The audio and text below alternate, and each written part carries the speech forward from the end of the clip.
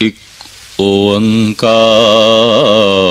सतनाम करता पुरख निर्भव निर्वैर अकाल मूरत अजूनी सैभं गुरु प्रसाद।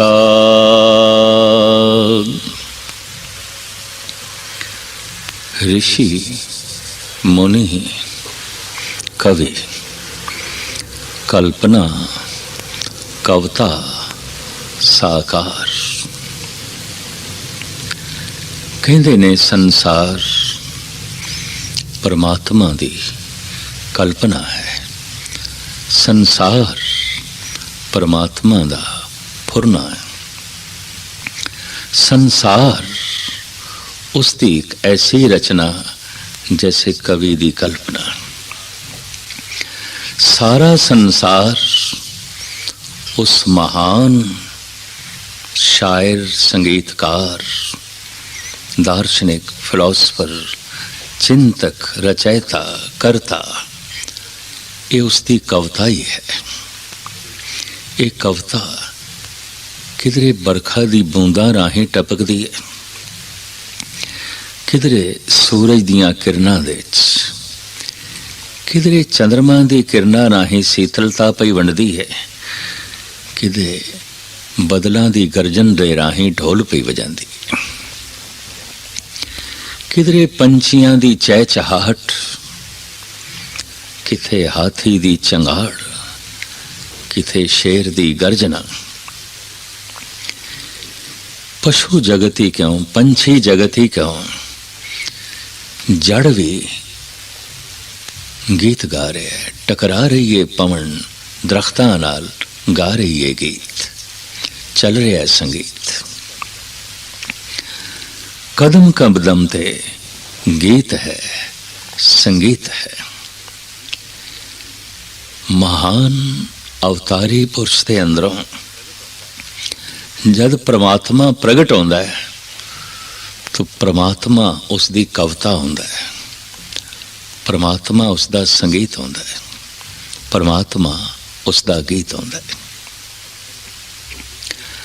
एक एक अखर विच, एक एक धुन विच प्रभु की छाप है, प्रभु का रूप है। इस रूप नो, इस छाप नो गुरु नानक देव जी महाराज ने अपने ढंग नाल प्रगट किया है। धन गुरु गोबिंद सिंह जी महाराज ने अपने ढंग नाल प्रगट किया है। ये तो ठीक है कि मुजस्मे दो ने, शरीर दो ने, दिलों की धड़कन एक है, श्वासां की रवानी एक है, मन के विचार एक ने, जीवन चेतना एक है। साइंस अज दी सफल हुई है शरीरक अंगां नूं किसी हद तक ट्रांसप्लेट करने दे। किडनी किसी दी है, लगाई किसी नूं गई है। अखां किसी दियां ने, लगाइयां किसी नूं गईयां ने। खून किसी दा है, दिता किसी नूं गया है।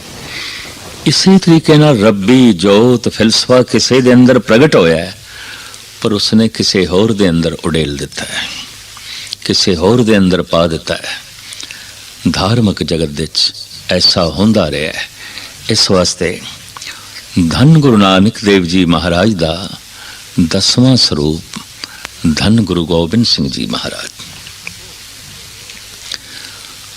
ओ ते अपने बोलों दिते अपने आप नूं कवि करके ही लिखते हैं। कविओ बाज, कविओ बाज, ये कवि दे बोल, ये कवि दे बोल। हर रस की कविता आपदी आत्मा की डुंगाई चों बाहर प्रगट हो रही है। और आप दे अंदर ये शौक कितना प्रबल है कि 52 कवि आप दे नाल रहिंदे ने। जिथे पहुंचते ने ये शायर नाल ने। कविता दा रूप हर वक्त साकार रूप दे च विराजमान होंदा सी ते कविता दे राहें निरंकार दा ज्ञान, निरंकार दा स्वरूप जगत दे सामने, ਸਰੋਤਿਆਂ ਦੇ सामने चित्रण होंदा रहिंदा सी। धन गुरु गोबिंद सिंह जी महाराज आप अपनी बाणी विच ऐसा फरमान करते ने, तारन लोक उदाहरण भूमे दैत संगारन चंड ओही है। हे प्रभु तू ही चंड का है, हे प्रभु तू ही जगत का कल्याण करने वाला है, हे प्रभु तू ही जगत का उदाहरण करने वाला है। तारन लोक उदाहरण भूमे दैत संगारन चंड तो ही है।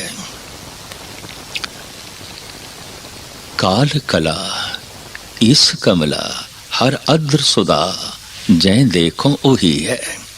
तासमता ममता नमता कवता कव के मन मद गोही है। कीनो है कंचन लो जगत्र में पारस मूरत जाहे छुई है। तासमता ममता नमता कवता कव के मन मद गोही है। हे प्रभु तू ही कवता है तमो गुण दी, तू ही कवता है रजो गुण दी, तू ही कवता है सतो गुण दी। सारे ब्रह्मंड दे रस नूं अवस्थावां नूं इन्हां तीन गुणां विच वंड सकते हैं। हैं ऐसे विचार जो तमोगुणी ने, हैं ऐसे विचार जो रजोगुणी ने, हैं ऐसे विचार जो सदोगुणी ने। है ऐसी जिंदगी जो तमोगुणी है ऐसा जीवन जो रजोगुणी है, और है ऐसा जीवन जो सतोगुणी है ऐसी खुराक ऐसा भोजन जो तमोगुणी है, रजोगुणी है। कुछ ऐसा भोजन है जो रजोगुणी है, कुछ ऐसी खुराक है जो सतोगुणी है। सुगंध बारे भी ऐसा है, संगीत बारे भी ऐसा है। सियाणे कहंदे ने पश्चिमी संगीत तमोगुणी है। उसनूं सुन के मनुख दे मन ठहराव नहीं पैदा होंदा, उछाल पैदा होंदा है। संसारिक वासनावां ते जन्म लैंदियां ने, प्रभु की तमन्ना नहीं पैदा होती। कामना रहत हो सकीए इस तरह दियां रुचियां भारतीय संगीत शास्त्रीय उजागर होंदियां ने, पश्चिमी संगीत दे च नहीं। वो संगीत तमोगुणी है। तो इन्हां तीन गुणां दे च असी जगत दे हर स्वरूप नूं, हर अवस्था नूं, हर वस्तु नूं वंड सकते हैं। धन गुरु गोबिंद सिंह जी महाराज कहते हैं, ता समता ममता नमता कवता कव के मन मद गोही है। कहते ने पौंटा साहब दे धन गुरु गोबिंद सिंह जी महाराज ने एक दिन कवि दरबार लगाया, पर कवि दरबार ऐसा सिर्फ कवियां नूं ही सदिया है। 52 कवि ने, और उन्हां नूं हुक्म ए इत्थे ही कविता दी रचना करो और 4-4 पंक्तियां च ओही सुनाओ। ये शौक धन गुरु गोबिंद सिंह जी महाराज दे रोम रोम दे सी। पंथ दे वाली, खालसे दी साजना करन वाले, एक महान पंथ दे जन्मदाता, महान क्रांतिकारी योद्धा जो तलवार दे धनी सन, पर वो कलम दे भी धनी ने। जगत दे च देखिया गया तलवार दे धनी कलम दे धनी नहीं सन, और कलम दे धनी तलवार दे धनी नहीं सन। सूरवीर शायर नहीं सन, और शायर सूरवीर नहीं सन। संसार दे ऐसा पहली दफा होया है जिहदी तलवार मजलूमां दी रक्षा करदी है, जिहदी कलम रब्बी संगीत उजागर करके लोगां दे हिरदियां नूं सरशार करदी है, प्रभु चिंतन पैदा करदी है, रब्बी सोच नूं जन्म देंदी है। धन गुरु गोबिंद सिंह जी महाराज ने उस दिन कवियां नूं कहा, इत्थे ही रचना रचो। और मैनू सरवण कराओ। एक एक कदम ते एक एक रोज धन गुरु गोबिंद सिंह जी महाराज किसी नवी सोच नूं, नवे व्यवहार नूं, नवे आचार नूं, नवे रूप रंग नूं जन्म दे रहे ने, ताकि एक दिन उस पंथ दी साजना की जा सके जिस दी कल्पना आप दे अंदर हर वक्त सी, और जिसनों धन गुरु गोबिंद सिंह जी महाराज कहते ने प्रभु दी कल्पना भी सी। प्रगट्यो खालसा परमात्म की मौज। ये जो खालसा प्रगट होया है मेरी कल्पना है, परमात्मा दी भी कल्पना है। मेरी मौज है, मेरी लहर है, पर परमात्मा दी भी लहर है। पाया तकमील तक ले जाने वास्ते उजागर उसारू रुचियां पैदा हो सकन कवियां नूं नाल रखिया होया है। पर अज देखना चाहया है इन्हां कवियां दी रचनावां वाकई पंथक रुचियां नूं, विचारक रुचियां नूं, सियाणे ख्यालां नूं जन्म देण दे समर्थ ने या नहीं। कि है चार चार पंक्तियां दी कविता बनाओ और इत्थे ही बनाओ और मैनू सुनाओ। बैठ गए ने विचकार आप, चारों पासे बैठे ने 52 कवि, सोच दे डुब गए ने कवि, और जो उन्हां दी सोचनी चो निकल रहा है वो लिख रहे ने। इन्हीं कवियां दे बैठे सन कवि सुदामा, कवि कालीदास, कवि चंदन, कवि हंसराम, कवि जमाल हुसैन। कवि सुदामा बड़े बड़े प्रतिष्ठित कवि, नामवर कवि, जिन्हां दियां विचारां आसमानां तो अगां लंघ जांदियां सन। ऐसे पुरुष बैठे ने चारों पासे। चंदन ने जद सोचना आरंभ किया है ते उदी सोच चो जिस कविता दा जन्म होया है, कविता दे नाल नाल इस ख्याल दा भी जन्म होया कि ये कविता मैं गुरु गोबिंद सिंह नूं सुनाई की इनाम देणगे। एक फकीर ने, एक धार्मिक रहबर ने, गुरु ने मैनू वध तो वध की दे सकते ने, लेकिन ये कविता किसी में राजे दे दरबार दे सुनावा और इतनी महान रचना है, मैनू माला माल कर देगा। दूसरा ख्याल चंदन दे अंदर पैदा होया है, वो ये कि जेड़ी कविता मेरे अंदरों पैदा हुई है, शायद इस दे अर्थ गुरु गोबिंद सिंह जी महाराज ना समझ सकन। कि जो अर्थ ही नहीं समझ सकिया वो मेरी रचना की कदर की करेगा, वो मेरी रचना का मुआवजा की देवेगा। इत्यादक विचारां पैदा होइयां जो सामने कागज पिया सी उस ते कविता ना लिख के अपने पटां ते लिख लई। महज इस वास्ते ये मैनू याद रवे, कागज ते लिखी हुई मैनू सुनानी पएगी, कह देंगा कलगीधर नूं कविता आई नहीं, मैं नहीं लिखी। जितना वक्फा मेरे पातशाह ने दिता सी, जब वक्फा हो गया तो सतगुरु कहने लगे हुण मैं हर कवि कोलों कविता सुननी है, लेकिन सब तो पहले सुनान चंदन। हैरान हो गए चंदन, सब तो पहले मैं सुनावा। खड़े होके कहंदे महाराज मेरे कोल कविता नहीं बन सकी, मैं काव्य रचना नहीं कर सकिया, लिहाजा आपनों सरवन नहीं करा सकता। धन गुरु गोबिंद सिंह जी महाराज कहने लगे ये तो शुरुआत ही ठीक ना हुई, ये तो इब्तिदा ही ठीक ना हुई। चलो असी फिर हुण होर किसे कोलों भी नहीं सुनना, पर हुण मेरे नाल चलो सारे जमना ते इशनान करिए।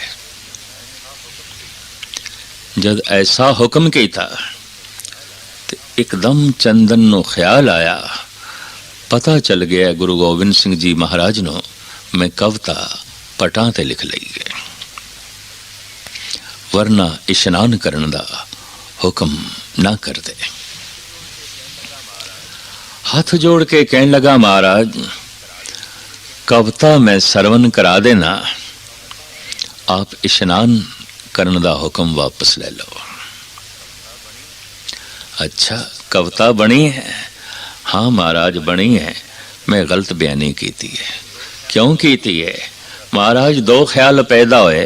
प्रथम तो ये इतनी महान रचना है, इतनी उच्ची रचना है, आप शायद इसके अर्थ ना समझ सको।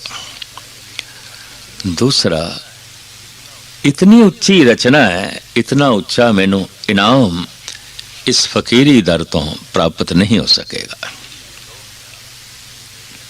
ये दो ख्याल मेरे अंदर पैदा हुए। धन गुरु गोबिंद सिंह जी महाराज कहते ने, चंदन तेरी कविता इतनी अजीम, इतनी महान, इसके अर्थ होने ही चाहिए ने। चौबदार नूं आवाज मारी, आखिया धन्ना सिंह नूं बुला लिया। धन्ना सिंह धन गुरु गोबिंद सिंह जी महाराज दे घोड़े दी मालिश करदा हुंदा सी, खरखरा करदा हुंदा सी, घास खोद के लियांदा सी। ये अस्तबल विच मेरे पातशाह दे घोड़े दी ही सेवा करदा सी। फौड़ियां नाल लिद चुक रिहा सी ते चौबदार पहुंचिया। धन्ना सिंह सतगुरां ने बुलाया है। एकदम विंगी टेढ़ी दस्तार सजा के भजे है, दौड़े है, हाजिर होया दरबार दे सजदा करके कहंदा, पातशाह हुक्म। धन्ना सिंह, चंदन ने एक अजीम रचना लिखी है, कविता, जिस दे अर्थ सानू नहीं आउंदे, तू कर, तू कर। धन्ना सिंह ने अपना सिर झुकाया है। धन गुरु गोबिंद सिंह जी महाराज ने मेर भरिया हाथ रख दिता है, बख्शिश भरा हाथ रख दिता है। ये अनपढ़ सिंह, ये घोड़े की सेवा करने वाला, ये अस्पताल दे रहने वाला, हुण सिर उच्चा करके मान नाल कहंदा है, चंदन जी अपनी कविता सुनाओ। तो चंदन ने जड़ी रचना सुनाई है वो ये है, नौ सात तिये, नौ सात किए, नौ सात पिए, नौ सात पे आए, नौ सात रचे, नौ सात बजे, नौ सात पिया पर दायक पाए। जीत कला नौ सातन की, नौ सातन के मुख अंचर छाए, मानो मेघ के मंडल में कवि चंदन चंद कलेवर छाए। धन्ना सिंह ने जब एक कविता सुनी, वाकई कविता अपने आप दे महान है। सारे कवि भी बिस्माद होए बैठे सन। धन गुरु गोबिंद सिंह जी महाराज ने भी दाद दिती। चंदन कहते ने, ये अजीम रचना मैं जीवन दे पहली दफा देख रहे हैं। धन्ना सिंह कह रहे ने, चंदन तेरी कविता दे अर्थ मैं कविता दे करन लगा। सुन धन्ना सिंह अर्थ बखाना, ती खोड़स बरखन बेवाना, तन खोड़स सिंगार सुहायो, खोड़स मासन में पिए आयो, खोड़स घर को चौपड़ रच्यो, खोड़स दाए लाए सुख मच्यो, सोई प्यारो खोड़स लायो, खोड़स की बाजी जै पायो, खोड़स कला चंद मुक जोई, हार पाए त्रिय छादत सोई। पहले मैं चंदन की कविता दे अर्थ सामने रखा, ते धन्ना सिंह ने जो कुछ कहा है फिर समझ दे आ जाएगा। चंदन कहंदे 9 सात धीए 9 ते 7 16 वरियां दी इस्त्री 9 सात कीए 9 ते 7 16 उसने सिंगार कीते 9 सात पिए पर उसका पति भी 9 ते 7 16 वरियां दा 9 सात पे आए ओदा पति 16 दिना बाद घर वापस आया है 9 सात रचे 9 सात बदे 9 सात पिया पर दाए कलाए शतरंज खेडन लगे जिस विच 16 कलां दी बाजी एदा पति ने जीत लिया जीत कला 9 सातन की 9 सातन के मुख अंचर छाए वो जो 9 ते 7 16 वरियां दी स्त्री है जब देखिया मैं हार गई पति जीत गया 9 सातन के मुख अंचर छाए ओदे मुखड़े दे उत्ते शर्म दा आंचल आ गया इस तरह आया मानो मेघ के मंडल में कवि चंदन चंद कलेवर छाए जैसे बदलां दी ओट दे कोई चंद्रमा छुप जाए इस तरह आंचल दी ओट दे उसने अपना मुखड़ा छुपा लिया ये चंदन ने आखे इसके अर्थ कर देने धन्ना सिंह सुन धन्ना सिंह अर्थ बखाना एक हाइया सिंह सी मशहूर सी घोड़े दी सेवा करने वाला सी घोड़े नाल प्यार करदा सी धन गुरु गोबिंद सिंह जी महाराज दे मुबारक कदमां तो सदके जांदा सी फिदा सी पर अज गुरु गोबिंद सिंह जी महाराज दी बख्शिश ते रहमत दिमाग दे कपाट खुले ने एक महान कवि दी रचना दे अर्थ करन लगा है और धन्ना सिंह कहंदे ने चंदन तेरी कविता दे अर्थ मैं कविता च करन लगा और ये सारा प्रसंग कविराज भाई साहब भाई संतोख सिंह जी ने गुरप्रताप सूरज दे बकायदा अंकित किया है जिसकी कथा हर इतिहासक गुरुद्वारे हर वड्डे गुरुद्वारे शाम के समय हो रही है कई सदियां तो हो रही है भाई साहब भाई संतोख सिंह जी दी ए अजीम रचना धन्ना सिंह इंज बोले सुन धन्ना सिंह अर्थ बखाना ती खोड़स बरखन वेवाना खोड़स खट 10 खट 6 ते 10 16 ती खोड़स बरखन वेवाना 16 वरियां दी ती स्त्री तन खोड़स सिंगार सिंह सुहायो तन दे उत्ते खट 10 16 सिंगार सुभाए मान की थे खोड़ समासन में पिए आयो खट 10 खोड़स 16 महीने तो बाद पति घर दे आया खोड़ समासन में पे आयो खोड़स कला चंद मुख जोई हार पाए त्रिय छादत सोई सोई प्यारो खोड़स लायो खोड़स की बाजी जे पायो खोड़स कला चंद मुख जोई हार पाए त्रिय छादत सोई 16 कला दी बाजी विछाई पति ने और ए चौपड़ ए शतरंज जित गया ए 16 वरियां दा पति हार गई ए 16 वरियां दी पत्नी हारी हुई शर्म दी मारी ने आंचल नाल मुखड़ा इस तरह छुपाया है हार पाए त्रिय छादत सोई मानो बदलां दी ओट दे चंद्रमा छुप गया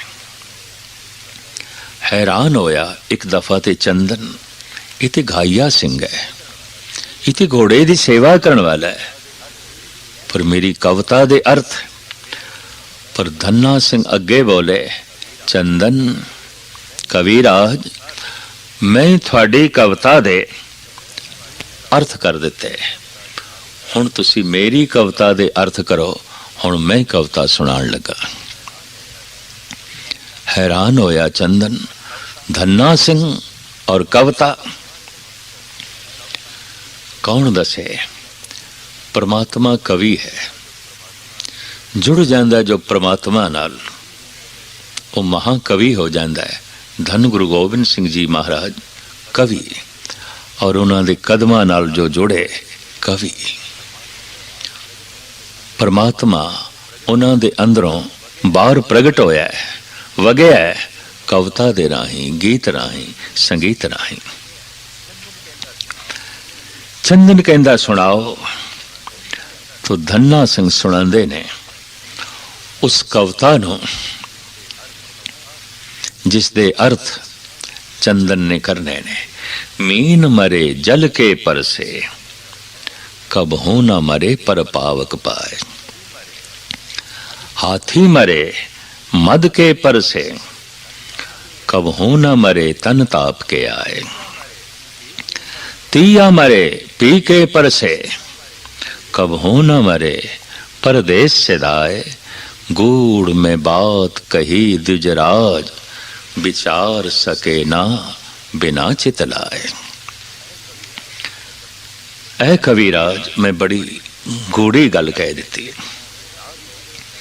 बिना विचार तो, बिना गहरे तल विच गए तो मेरी कविता दे अर्थ तेरे पल्ले नहीं पैने। कर मेरी कविता दे अर्थ। सोचदा है चंदन, धन्ना सिंह कह रहे ने मीन मरे जल के पर से। जल दा स्पर्श करदियां मच्छी मर जाती है, जबकि जल ते मच्छी दा जीवन है। जल दे ही ते जिंदा रहिंदी है, जल तो बाहर निकले ते मरदी है। तिसते निकसी फूट मारा, वो ते जल तो बाहर निकले ते फुट फुट के मरदी है, तड़प तड़प के मरदी है। पर अनहोनी गल कर रहा है धन्ना सिंह। हाथी मरे मद के पर से, कब हो न मरे तन ताप के आए। शराब पी लवे हाथी मर जाता है, ताप चढ़ जाए नहीं मरदा। कहते हाथी नूं इक्को ही दफा ताप चढ़ता है, और जिस दिन चढ़ता है उस दिन उसका खात्मा हो जाता है। पर धन्ना कहता है शराब पीवे मर जाता है, नहीं मरदा जे उन्हों ताप चढ़ जाए। तिया मरे पी के पर से, पति का स्पर्श करदियां ही पत्नी मर जाती है। कब हो न मरे परदेश से दाए, जे किधरे वो परदेश चला जाए ते नहीं मरदी। गूढ़ में बात कही दुजराज, विचार सके ना बिना चितलाए। हैरान होके चंदन ने कह दिता धन्ना सिंह, मैं इसके अर्थ नहीं कर सकता। ये अर्थां तो परे है, मेरी सोच तो परे है। धन्ना सिंह कहते सिर्फ विश्राम नाल पढ़ो ते अर्थ खुल जाते ने। हुण मैं विश्राम नाल पढ़दा ते कविता दे अर्थ खुल जाते ने। मीन मरे जल के पर से, कब हो ना मरे पर पावक पाए। कदी भी नहीं। जल दा स्पर्श करदियां मच्छी मर जाती है, कब हो ना कदी भी नहीं। मरदी है जे उसनूं जल तो बाहर कढ़ दईए। हाथी मरे बंद के पर से, कब हो ना मरे तन ताप के आए। तिया मरे पी के पर से, कब हो ना मरे परदेश से धाए। गूढ़ में बात कही द्विजराज, विचार सके ना बिना चितलाए।